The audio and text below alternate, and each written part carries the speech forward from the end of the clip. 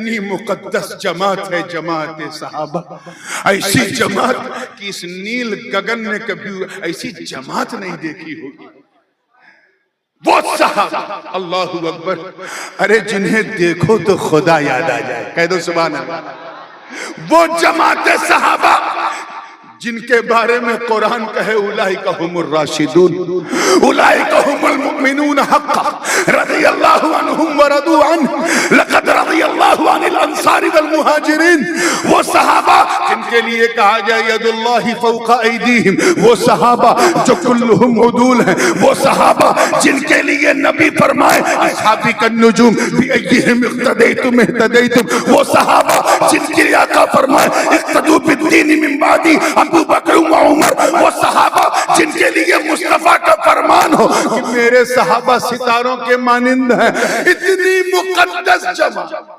ارے صرف صدائے، دیکھیں کتنے لوگ تاریخ جانتے ہیں، صرف صدائے الرحیل سنا تھا کہ گھر سے نکلو گھر سے نکلو، اپنی نئی نویلی دلہن کو بستر عروس پر چھوڑ کر سہاگ کی رات میں گھوڑے کی ننگی پیٹھ پر بیٹھ کر میدان کارزار میں کود کر اپنے پراڑوں کی آہوتی دے دے وہ صحابہ. ارے جو صرف دریائے نیل کی روانی کو صرف ایک خط لکھ دے تو روانی کا میزان بدل جائے وہ صحابہ. ارے جنہوں نے فتح قادسیہ کے لیے سعد بن ابی وقاص کی کمان میں شامل ہو کر جب عراق کا رخ کیا اور سامنے دریائے دجلہ کی اوفان مارتی لہروں سے سامنا ہوا تو نہ آؤ دیکھا نہ داؤ دیکھا، بلکہ فرق استشہاد میں اپنے گھوڑوں کو دریائے دجلہ کے حوالے کر دیا. اس منظر کو دیکھ کر شاعر مشرق کو بھی کہنا پڑا کہ دشت و دشت ہے، دریا بھی نہ چھوڑے ہم نے، بحر ظلمات میں دوڑا دیے گھوڑے.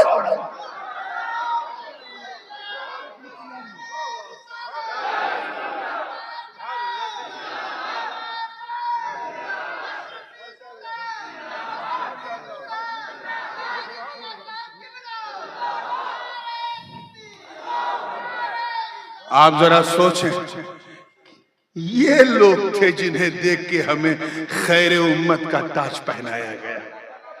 ورنہ ہم کیا ہیں ہم جانتے ہیں. ہمارا عالم تو آج بدقسمتی سے ایسا ہو گیا ہے. ایک مرید آیا حضرت امام حسن بصری کی بارگاہ میں، توجہ چاہوں گا علماء، مرید تھا، آیا کا حضور یہ حجاج بن یوسف جو اتنا ظالم سلطان ہے، اللہ اسے کرسی سے اتار کیوں نہیں دیتا؟ نام سنا ہے حجاج بن یوسف کا؟ حجاج بن یوسف کا نام کئی لوگوں نے سنا، ذرا ہاتھ اٹھاؤ. ارے چونی نے بھی نہیں سنا ہے، تو چلو پھر تھوڑا سا سن لو. اتنا ظالم بادشاہ تھا، حاکم تھا، گورنر تھا، لیکن بادشاہت کا عالم یہ تھا کہ جس گرو، دیکھیں کتنے لوگ کیچ کر رہے ہیں، جس گرو کی صحبت میں رہ کر اس نے اپنی راجنیتی کو پروان چڑھایا، اسی گرو کو سائیڈ میں بٹھا کے ان کی کرسی پہ بیٹھ گیا. ایسا تھا حجاج بن یوسف. اور سنیے، گرو جی کے زمانے میں جو چاندی اور سونے کے درہم و دنانیر چلتے تھے، انہیں ٹگلا کر پگھلا کر اور ماڈرن زبان میں کہا جائے تو ڈی مونیٹائز کر کے، نوٹ بندی کر کے اپنے نام کا سکہ چلایا حجاج بن یوسف. اتنا ظالم تھا. اس زمانے میں سب سے بڑا میڈیا جو ہے وہ مسجدیں کہلاتی تھی. آج بھی اگر مسلمان اپنی مسجدوں کا صحیح استعمال کرے تو انہیں سوشل میڈیا کی بھی ضرورت نہیں. یہ اللہ تعالیٰ نے ایک ایسا سسٹم دیا ہے، اسی لیے اسے جمعہ کہا گیا، جس میں جمعیت ہو، لوگ گیٹ ٹوگیدر ہوں اور دل کی بات دل والوں تک پہنچ جائے. اس نے کیا کیا تھا حجاج بن یوسف نے کہ ساری مسجدوں کے ٹرسٹیان کو اپنی گود میں بٹھا لیا تھا. یعنی اس نے پورا میڈیا خرید لیا تھا. کیا کر لیا تھا؟ پورا میڈیا خرید لیا تھا. اور اگر کوئی مفتی صاحب یا کوئی امام صاحب اس کے خلاف بولتے تھے تو اس کے خلاف حکومت کی ایجنسیز لگا دیتا تھا اور ڈیٹینشن سینٹر میں ڈال کے ڈیٹین کر دیتا تھا. میں حجاج بن یوسف کی بات کر رہا ہوں، آپ کا دماغ کہیں اور تو نہیں جا رہا ہے نا؟ اگر جا رہا ہے تو جانے دو، لیکن بات حجاج بن یوسف کی ہو رہی ہے. اتنا ظالم بادشاہ تھا، اس کے ہاتھ صحابہ اور تابعین کے خون سے رنگے تھے. مگر ایک بات یاد رکھیے گا، جو ظالم ہوتا ہے ایسا نہیں کہ وہ کوئی اچھا کام نہیں کرتا، کچھ اچھے کام بھی کرتا ہے. حجاج نے بھی کیے. حجاج بن یوسف نے دو تو اتنے بڑے کام کیے ہیں کہ اگر اللہ نے اس کام کے بدلے اسے معاف کر دیا تو اس کا فضل ہے، اور معاف نہ کیا تو عدل ہے. پہلا کام یہ کہ اس نے قرآن پاک میں زبر زیر اعراب نقطے وغیرہ لگائے کہ یہ با ہے، یہ تا ہے، یہ سا ہے، اس میں 3 نقطہ، اس میں 2 نقطہ، اس میں 1 نقطہ، تاکہ یہ انڈیا، پاکستان، بنگلہ دیش، انڈونیشیا، سدن ایشیا والے پڑھ سکیں. بہت بڑا کام ہے. اور دوسرا اس نے یہ کیا کہ محمد بن قاسم کو اپنے زمانے میں روانہ کیا ہند کے لیے، جس نے سندھ کو فتح کیا. تو ایسا نہیں کہ جو ظالم ہے وہ کوئی اچھا کام نہیں کرتا، کرتا ہے. حجاج نے بھی کیا. مگر صحابہ اور تابعین کا قاتل، خون پر راجنیتی کرنے والا حجاج. ایک دن ایک مرید آیا حضرت خواجہ حسن بصری کی بارگاہ میں، عرض کیا حضور اللہ حجاج کو ہٹا کیوں نہیں دیتا؟ توجہ چاہوں گا، ہٹا کیوں نہیں دیتا؟ خواجہ حسن بصری رحمت اللہ علیہ نے سر اٹھایا اور جلال اور جمال کے ایک مشترکہ رنگ میں ان کا چہرہ نظر آیا. فرماتے ہیں سن، توجہ چاہوں گا، توجہ چاہوں گا، سن، ما جاء الحجاج الا بذنوبنا. حجاج بن یوسف صرف ہمارے گناہوں کی وجہ سے آیا. اللہ سبحانہ وتعالیٰ brought him because we have done a lot of sins. ہم نے بہت گناہ کیے ہیں، اس لیے اللہ نے ہمیں سبق سکھانے کے لیے حجاج کو ہمارے سروں پہ بٹھایا. بمبئی کے مسلمانوں بتاؤ، آج سے لگ بھگ تقریباً 13.5 پونے 1400 سال پہلے جو مٹھی بھر گنہگار تھے، انہیں دیکھ کر خواجہ حسن بصری کہہ رہے ہیں ہمارے گناہوں کی وجہ سے حجاج ہمارے سروں پہ بیٹھا ہے.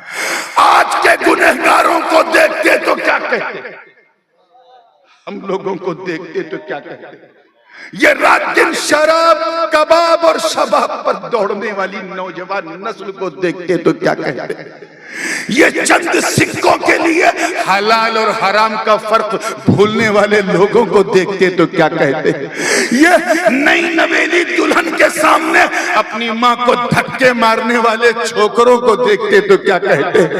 یہ اس قدر کردار کشی کرنے والے، بے حیائی کی طرف قدم بڑھانے والی اس نوجوان نسل کو دیکھتے تو کیا کہتے؟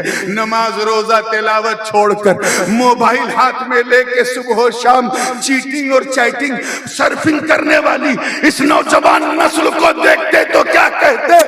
اب اگر تم یہ سمجھتے ہو کہ ہم کسی آزمائش میں ہیں، کسی مشکل میں ہیں، کسی الجھن میں ہیں، کسی سمسیا میں ہیں، تو تمہیں ادھر ادھر منہ مارنے کی ضرورت نہیں، بلکہ رب کی بارگاہ میں رجوع کرو، اپنے گناہوں سے توبہ کرو، گڑ گڑاؤ، آنسوؤں کی گنگا جمنا بہاؤ.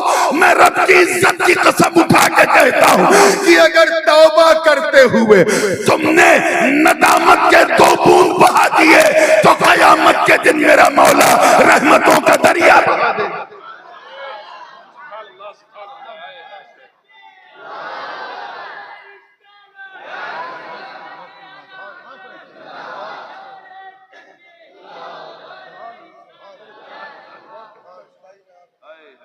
ضرورت ہے ویسے ہم لوگ یہ بہت کم اصلاحی، بلکہ موقع ہی نہیں ملتا. ہم لوگوں کی تقریریں عام طور پہ نکات پر زیادہ ہوتی ہیں، لیکن حالات ایسے آپ نے بنا دیے ہیں کہ ہم بھی مجبور ہو گئے بولنے. اور اب سدھر جاؤ، اب بھی نہ سدھرے تو کب سدھرو. تو یہ کلیئر ہو گیا نا کہ ہم اچھے امتی نہیں ہیں، لیکن یار ہے تو یہ امت اچھی ہے کہ نہیں؟ بولو. میں مانتا ہوں کہ حضرت نوح علیہ السلام کی امت بڑی سرکش تھی، لیکن یار کچھ تو تھے جو ان کی کشتی میں سوار تھے. اللہ نے ان اچھوں کو بھی خیر امت نہیں کہا. توجہ علماء کی توجہ چاہوں. میں مانتا ہوں کہ حضرت داؤد و سلیمان کی امتیں بھی کوئی بہت آئیڈیل نہیں تھی، لیکن یار کچھ تو تھے جو حضرت داؤد کے مزامیر پہ رقص کرتے تھے، کچھ تو تھے جو سلیمان کے تخت پہ ناز کرتے تھے. اللہ نے ان اچھوں کو بھی خیر امت نہیں کہا. میں مانتا ہوں کہ حضرت موسیٰ کلیم اللہ کی امت جس کی فضیلت کی بات قرآن نے کی، یا بنی اسرائیل اذکروا نعمتی التی، وہ کیسی تھی. اور جب حضرت موسیٰ طور پہ گئے تو کیا حال ہو گیا سامری کے چکر میں اس امت کا. لیکن یار کچھ تو تھے جو دامن کلیم پکڑ کے دریائے نیل پار کر لیتے تھے. اللہ نے ان اچھوں کو بھی خیر امت نہیں کہا. توجہ چاہوں گا علماء کی. راز کیا ہے بمبئی والے؟ اللہ نے آدم کو صفوت دی مگر خیر امت نہیں دی. ابراہیم کو شکر کی دولت دی، نوح کو شکر کی دولت دی مگر خیر امت نہیں دی. ابراہیم کو خلت دی مگر خیر امت نہیں دی. اسماعیل کو ذبح و ایثار دیا مگر خیر امت نہیں دی. داؤد کو قوت دی مگر خیر امت نہیں دی. سلیمان کو بادشاہت دی مگر خیر امت نہیں دی. حضرت یعقوب کو استقامت دی مگر خیر امت نہیں دی. جناب یوسف کو حسن و جمال دیا مگر خیر امت نہیں دی. ایوب کو صبر دیا مگر خیر امت نہیں دی. یونس کو استقلال دیا مگر خیر امت نہیں دی. میرے رب نے جناب زکریا کو بشارت دی مگر خیر امت نہیں دی. یحییٰ کو ایثار کی دولت دی مگر خیر امت نہیں دی. مولا نے جناب موسیٰ کو وکلم اللہ، موسیٰ تکلیمہ کا تاج پہنایا مگر انہیں بھی خیر امت نہیں دی. حضرت عیسیٰ کو وَأُبْرِئُ الْأَكْمَحَ وَالْأَبْرَصَ وَأُحْيِي الْمَوْتَى بِإِذْنِ اللہ کی کنجیاں دے دی مگر انہیں بھی خیر امت نہیں دی. اور ہم چاہے جیسے ہوں قیامت تک خیر امت، صبح قیامت تک ہم جیسی امت نہیں. معاملہ کیا ہے؟ راز کیا ہے؟ تو میں اسی خیال میں الجھا تھا. رب کے کرم نے رہنمائی کی. بقائی صاحب دیکھیے گا، رہنمائی کی آواز آئی، کہا سن تو امت کو دیکھ رہا ہے، امت کو، اس لیے تجھے جواب نہیں ملتا. نادان امت کو نہ دیکھ، نبی کو دیکھ. کس کو دیکھ؟ زور سے بولو. اب اگلا جملہ ذرا دل تھام کے سن لینا. نبی کو دیکھ. فرمایا سن، جس طرح گروہ انبیاء میں میرا نبی، میرا محبوب سب سے افضل و اعلیٰ ہے، اسی طرح ان کی امت بھی تمام امتوں میں افضل و اعلیٰ ہے.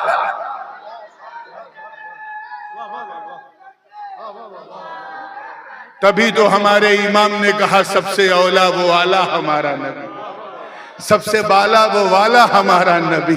میں سمجھتا ہوں حضرت کہ ان لوگوں کی، ان کا مشارن الیہ کون ہے نام لے کے اپنے منہ کا وضو خراب نہیں کرنا چاہتا. ان لوگوں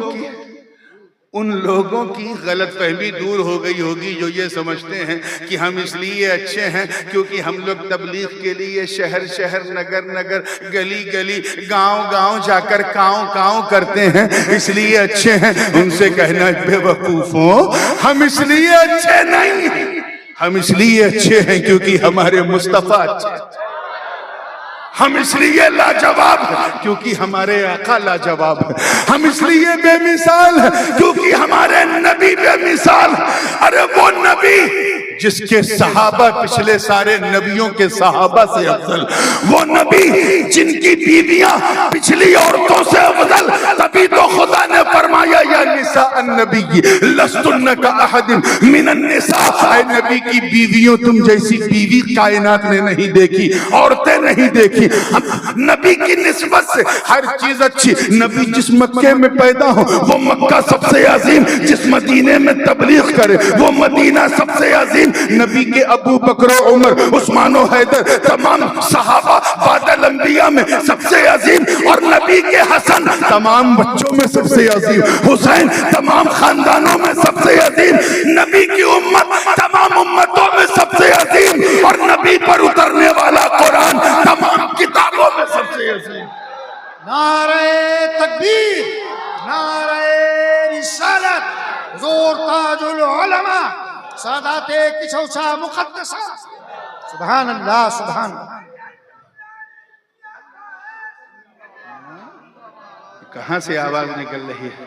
چلیے خیر، بہت تیزی کے ساتھ میں ٹائم ہے الحمدللہ، تیار رہیے گا آپ لوگ۔ میں تصویر کا اگر اجازت ہو تو ایک دوسرا پہلو بھی بیان کرنا چاہتا ہوں۔ آپ نے علماء سے سنا ہوگا، خطبہ سے سنا ہوگا، ائمہ مساجد سے سنا ہوگا کہ پچھلی امتوں پر جو پہلے گزری اللہ کا عذاب آیا۔ سنا ہے کہ نہیں سنا؟ سنا ہے نا؟ کسی پہ ہلکا عذاب، کسی پہ درمیانہ عذاب، اور کسی پہ تو اتنا بھاری عذاب کہ خود بھی گئے، پوری دنیا لے گئے۔ ان کے جرم تو بہت تھے، too many blunders they have done، لیکن ایک ایسا جرم تھا جو کامن تھا پچھلی ساری امتوں میں، اور معلوم ہے وہ کیا تھا؟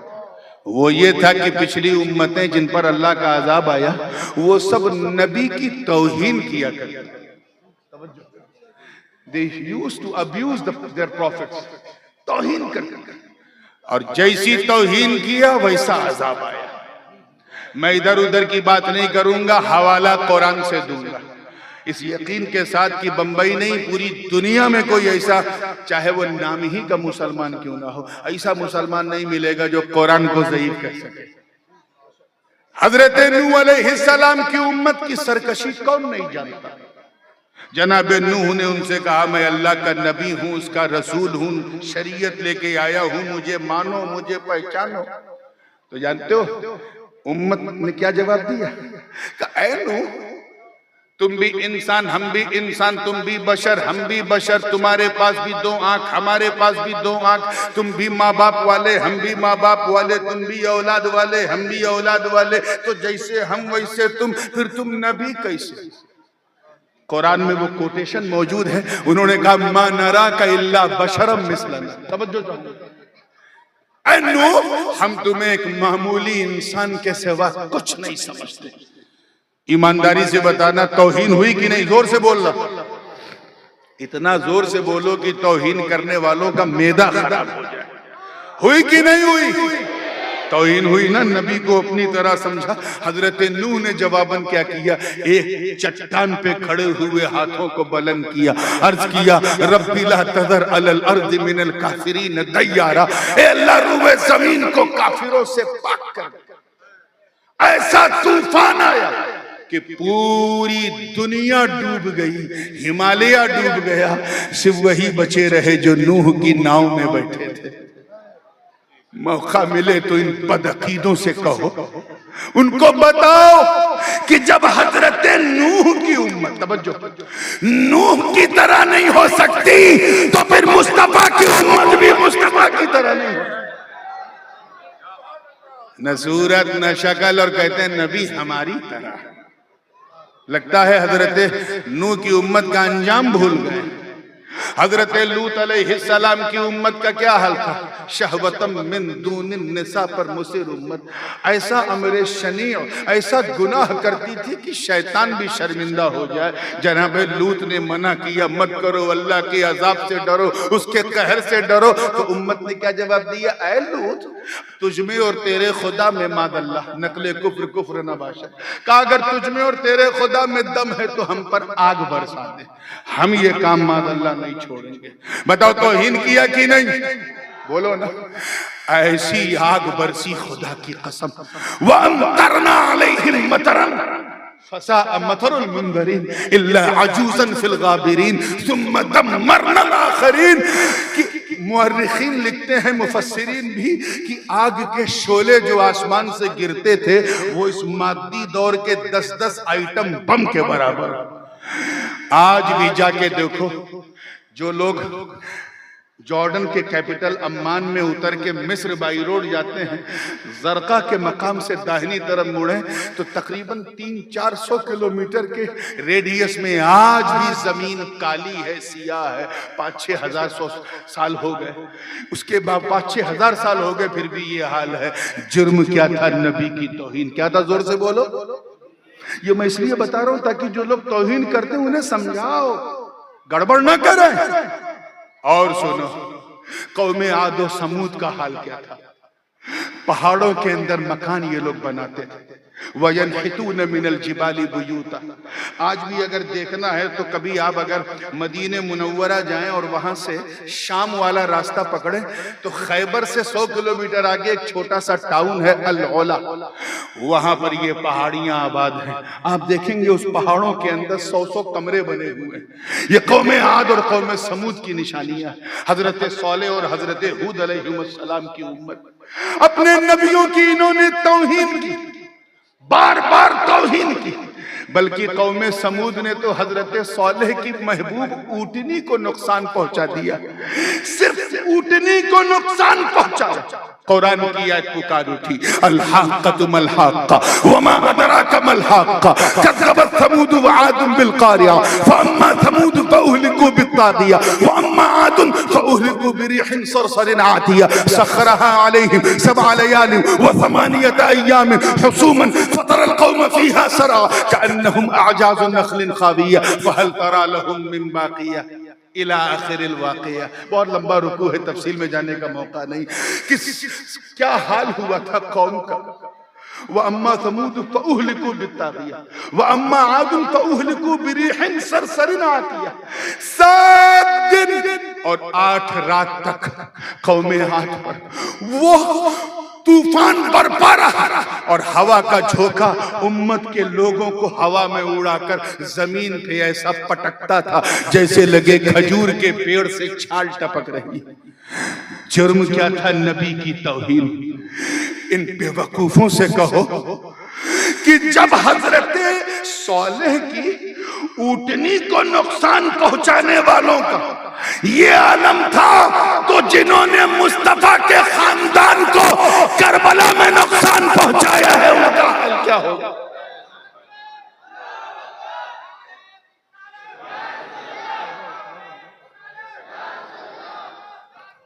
تفصیل میں جانے کا وقت نہیں ہے، توجہ چاہوں گا۔ بیٹا رک جا، بالکل دیکھیے گا، ادھر میری طرف دیکھیں۔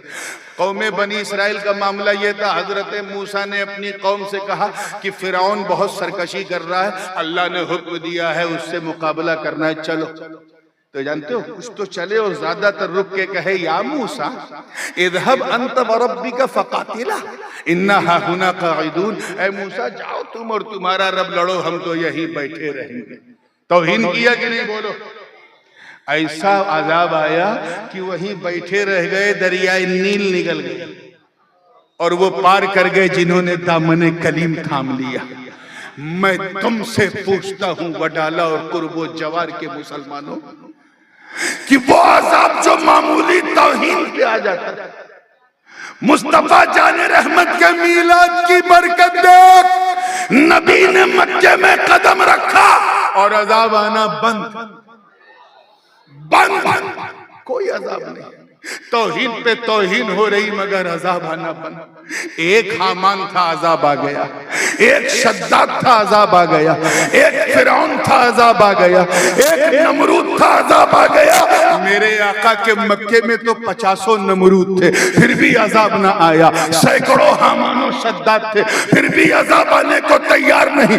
نبی جب قرآن کی آیتیں سنائیں تو کہیں یہ تو کسی شاعر کی شاعری لگتی ہے، جب حضور بھوشیہ کی باتیں بتائیں تو کہیں یہ کسی جوتشی کی جوتشی لگتی ہے، جب میرے آقا چمتکار معجزہ دکھائیں تو کہیں یہ کسی جادوگر کی جادوگری لگتی ہے۔ نبی کی شان میں کردار کشی کی گئی پھر بھی عذاب آنے کو تیار نہیں، راہوں میں کانٹے بچھائے گئے پھر بھی عذاب آنے کو تیار نہیں، مصطفیٰ جان رحمت کے پاک بدن پر ناپاک اوجھری پھینکی گئی پھر بھی عذاب آنے کو تیار نہیں، طائف کی زمین پہ آقا کے سینے علم نشرح کو رگڑ رگڑ کے لہو لہن کر دیا پھر بھی عذاب آنے کو تیار نہیں، مصطفیٰ جان رحمت کو شعب ابی طالب میں تقریباً 2.5 سال ہاؤس ارسٹڈ نظر بند رکھا پھر بھی عذاب آنے کو تیار نہیں، مکے میں کھل کے عبادت نہ کرنے دیا پھر بھی عذاب آنے کو تیار نہیں، میرے آقا کو رات ہی رات ہجرت کرنا پڑا پھر بھی عذاب آنے کو تیار نہیں،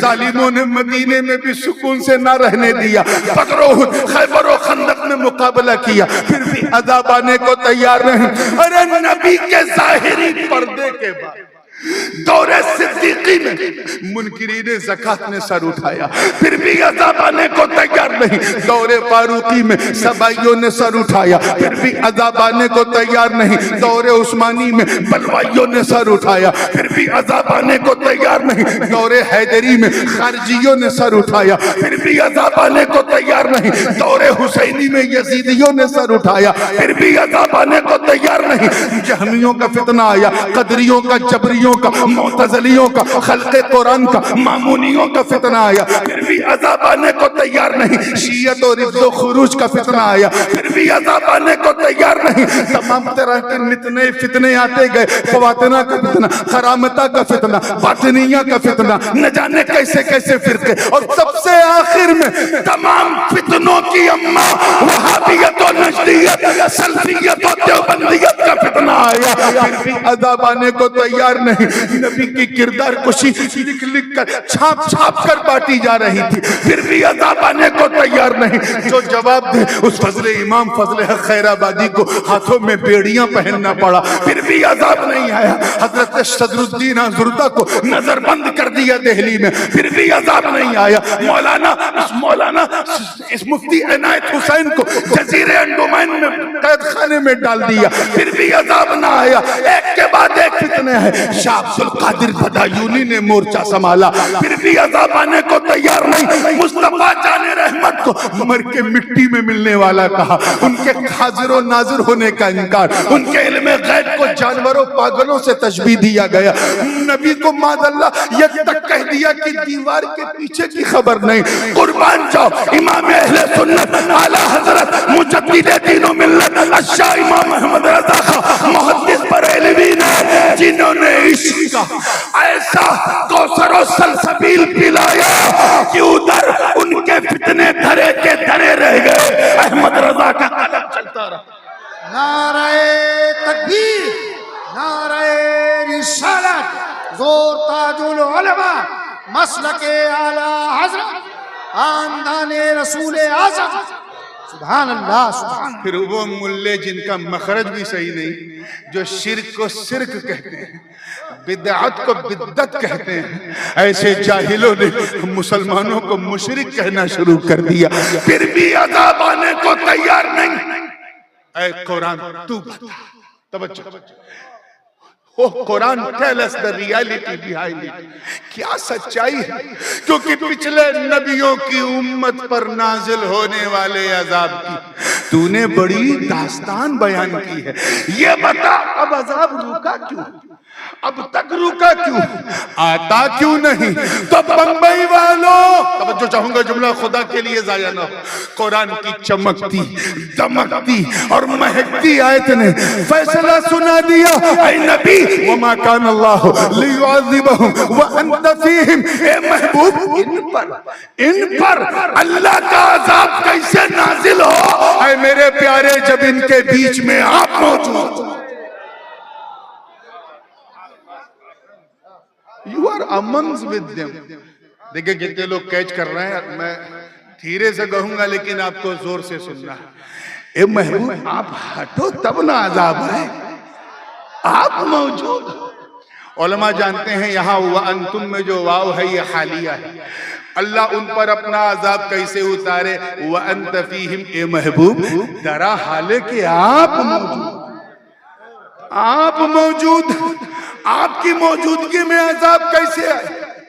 بتانا۔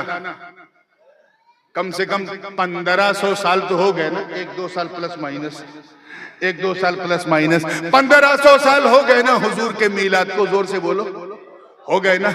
پچھلے 1500 سال سے لے کے آج تک عذاب آیا۔ ایسا سنا آپ نے کہ انسان بندر بن گئے، کتا بلی بن گئے، کچھ سنا آپ نے؟ یا ایسی آگ برسی کی سب جل کے سواہا ہو گیا، یعنی بالکل آج تک کالا ہے؟ یا ایسا طوفان آیا کہ ہمالیہ ڈوب گیا، سنا آپ نے؟ نہیں نا۔ کیوں؟ کیونکہ ابھی تک نبی موجود، ابھی تک نبی زندہ، اور یہ رب کا وعدہ ہے، وعدہ ہے کہ قیامت تک عذاب نہیں آئے گا۔ کیوں؟ کیونکہ قیامت تک نبی موجود۔ تو ان مردوں سے کہو تم مردہ، تمہارے عقائد مردہ، تمہارے نظریات مردہ، تمہارے خیالات مردہ، تمہاری آئیڈیالوجی مردہ.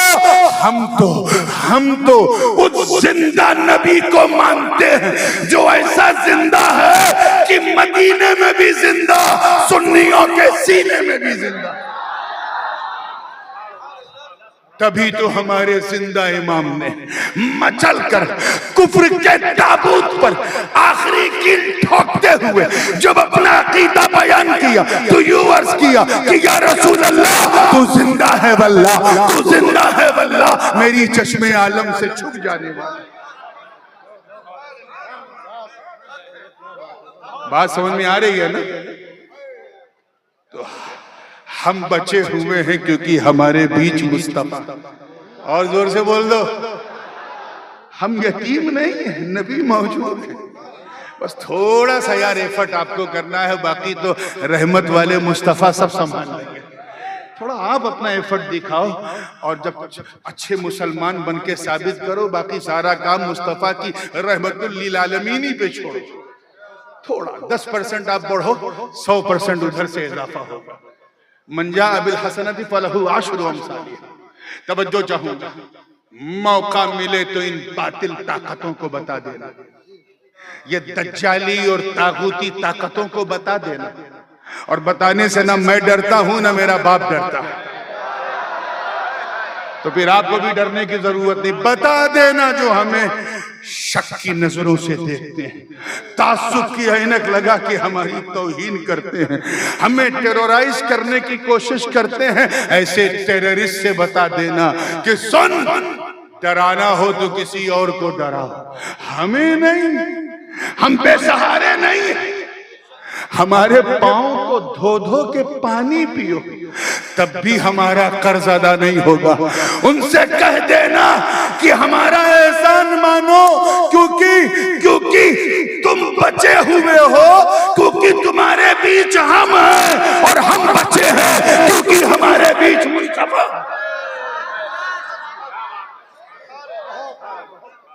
ورنہ تمہاری داستان بھی نہ ہوتی داستانوں میں. اب جو میرے پاس تھوڑا بہت 6-7-8 منٹ ہے، اس میں ایک تصویر کا ایک تیسرا رخ بھی میرے ذہن میں آ رہا ہے. اجازت ہے؟ ادھر والے یہ چوچو والے آپ لوگ کی بھی اجازت ہے؟ بھیا راستہ بنائے رہو نا، لوگ آئیں گے، لوگ جائیں گے، آپ مجھے دیکھو میں آپ کو دیکھوں، یہی محبت ہے. اور کوئی بولے تو اسے بول کے چپ نہ کراؤ، وعدہ، ورنہ پھر ایک شور کا اضافہ ہوگا. اب جو 6-7 منٹ 8 منٹ میرے ہاتھ میں اس میں ایک تیسرا اور وہ بھی بڑا امپورٹنٹ ہے، موسٹ سگنیفیکنٹ ٹاپک. حضرت موسیٰ علیہ نبینا علیہ السلام نے خواہش ظاہر کی، ربی ارینی انظر الیک، اے اللہ میں تجھے دیکھنا چاہتا ہوں. آواز آئی لن ترانی، ہرگز ہرگز نہیں دیکھوں. وَلَكِنْ انظر الی الجبل، ہاں دیکھنا ہے تو پہاڑ کی طرف دیکھنا، وہاں میری صفت کی تجلی پڑے گی، وہ دیکھ لینا گویا تو نے مجھے دیکھ لیا. اور آنا تو تیاری سے آنا، میں تمہیں ہدایت کی کتاب دوں گا. حضرت موسیٰ کلیم اللہ علیہ السلام نے اپنے بھائی حضرت ہارون، وہ بھی اللہ کے نبی تھے، ان سے کہا بھائی میں تو جا رہا ہوں چلے پہ. یہ چلہ میں اپنی طرف سے نہیں کہہ رہا ہوں، قرآن پاک میں وَوَعَدْنَا مُوسَىٰ 30 لَيْلَةً وَأَتْمَمْنَاهَا بِعَشْرٍ فَتَمَّ مِيقَاتُ رَبِّهِ 40 لَيْلَةً. 40 رات، 40 دن، اسی سے 40 سے چلہ بنا. یہ چلہ کرنا حضرت موسیٰ کلیم اللہ کی سنت ہے.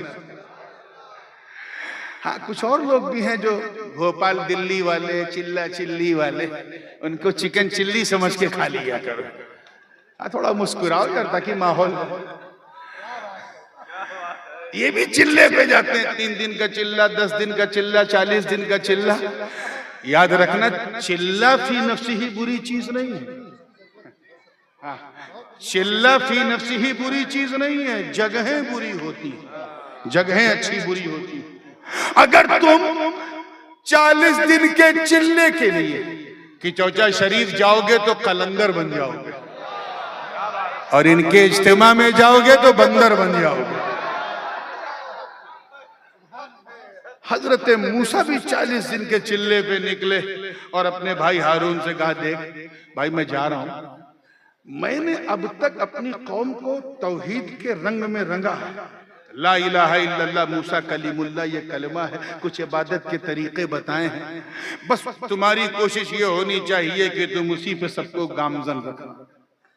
میں جب لوٹوں گا 40 دن کے بعد تو میرے ہاتھ میں الواح ہوں گی, تختیاں ہوں گی تورات کی, اس کی روشنی میں میں بتاؤں گا, پھر اسی پہ عمل کیا جائے گا. لیکن کل حاشا کلا سنبھالے رکھنا, میں تم پہ بھروسہ کر رہا ہوں. حضرت ہارون کو سمجھایا.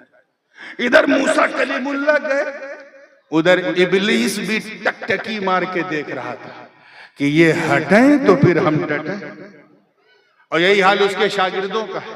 جب ہم لوگ آتے ہیں تو چھپ جاتے ہیں اور جیسے ہی جاتے ہیں فوراً برساتی میڈک کی طرح سامنے آ جاتے ہیں. اس نے سامری جادوگر کا روپ دھارن کیا اور امت بنی اسرائیل میں اس نے انٹری ماری اور ایسی انٹری ماری کہ صرف 40 دن کے اندر within a 40 days اس نے پوری امت کو گمراہ کر دیا, مشرک بنا دیا. یعنی وہ امت جو لا الہ الا اللہ پر بلیو رکھتی تھی, یقین رکھتی تھی, وہ شرک کرنے لگی, ایسی چیز کی پوجا کرنے لگی جو پوجا کے لیے نہیں بھوجن کے لیے تھی, اس کی عبادت کرنے لگی. میں تفصیل میں گیا تو بڑا مسئلہ ہو جائے گا, میں بہت ہی پارلیمنٹری انداز اختیار کرتا ہوں. بس یوں سمجھو ایسی چیز کی پوجا میں لگ گئی جو اس کا تعلق لذت سے ہے, اس کی عبادت کرنے لگی. 40 دن میں پوری امت بھٹک گئی, گمراہ ہو گئی. توجہ, ادھر موسیٰ کلیم اللہ لوٹے الواح لے کر تورات. فلما رجع موسیٰ الى قومه غضبان اسفا, تو جلال میں دیکھا اس امت کو شرک کرتے ہوئے تو حضرت ہارون کا کالر پکڑا, داڑھی پکڑا اور ایک روایت میں ہے کہ منہ پہ تماچا بھی مارا. حالانکہ کوئی فتویٰ نہیں دیتا حضرت موسیٰ پہ, جبکہ ہمارا ایمان ہے کہ نبی کی توہین کفر ہے. موسیٰ کلیم اللہ نے تماچا مارا مگر کوئی مائی کا لال موسیٰ کلیم اللہ کو کافر نہیں کہہ سکتا. یہی کہو گے نا دونوں بڑے ہیں, وہ جانے ان کا رب جانے. یہی حال تو جنگ صفین میں بھی ہے. کیوں بحث کرتے ہو, کیوں نہیں مان لیتے دونوں بڑے ہیں, وہ جانے ان کا خدا جانے. حق علی کے ساتھ نو ڈاؤٹ, مگر تمہیں کوئی ادھیکار نہیں ہے کسی کو ذلیل و خوار کرنے کا. توجہ چاہوں گا آگے سے لے کے پیچھے تک کہیں بات ادھر سے ادھر نہ چلی جائے. 40 دن میں امت گمراہ ہو گئی. کئی دن میں؟ تو بھیا کہیں 40 دن کے لیے جاؤ تو سوچ سمجھ کے جایا کرو. اچھی جگہ جا رہے ہو یا گڑبڑ جگہ جا رہے ہو؟ بہت خوب, سبحان اللہ. موسیٰ کلیم اللہ تورات کا نور لے کے آ رہے ہیں طور سے, اور یہ امت کا حال یہ ہے کہ سب پوجا میں لگ گئی, شرک کرنے لگی. اے مصطفیٰ جان رحمت کی امت اجابت, اہل سنت والجماعت, تم اپنی قسمت پہ ناز کرو یار, جتنا گرو کرو کم. وہ قوم موسیٰ تھی, قوم بنی اسرائیل جو 40 دن اپنے نبی سے دور رہے, بھٹک گئی, گمراہ گئی. اور ذرا دیکھ قوم مصطفیٰ کو, امت مصطفیٰ کو کہ 1500 سال ہو گئے مگر ہم میں کوئی غوث بن کے چمکا, کوئی خواجہ بن کے چمکا. بس اس رسی کو سنبھالے رکھو مضبوطی سے. بات میری یہاں پر ختم ہو گئی ہے, اور اس یقین کے ساتھ میں ختم کر رہا ہوں کہ مسلمانوں اس جلسے کو صرف جلسہ برائے جلسہ نہ سمجھو, بلکہ جلسہ برائے مقصد سمجھو. یو بورن, تم پیدا ہوئے ہو ایک بے مثال امت کا حصہ بن کر, تو کوشش کرو کہ ایسے مسلمان بن کے چلو کہ جب تم بمبئی کی سڑکوں پہ چلو تو تمہیں دیکھنے والا یہ نہ کہے کہ مسلمان جا رہا ہے, بلکہ یہ کہے کہ چلتا پھرتا اسلام جا رہا ہے. سبحان اللہ سبحان اللہ. چلتا پھرتا اسلام جا رہا ہے. اللہ پاک ہم سب کو سچا پکا سنی صحیح العقیدہ مسلمان بنائے رکھے. وآخر دعوانا ان الحمدللہ رب العالمین. 10:30 کا وعدہ تھا. 10:30. دیکھیے سادات کرام علماء کرام